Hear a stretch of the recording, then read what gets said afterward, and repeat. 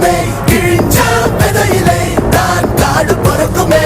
புதிய எதிரியை வா என்னை எதிர்க்கவே, பழைய எதிரிகள் என் ரசிகர் படையிலே. இது தளபதி பேரு கேட்ட விசிலடி, இது தளபதி உங்க நெஞ்சின் அதிபதி.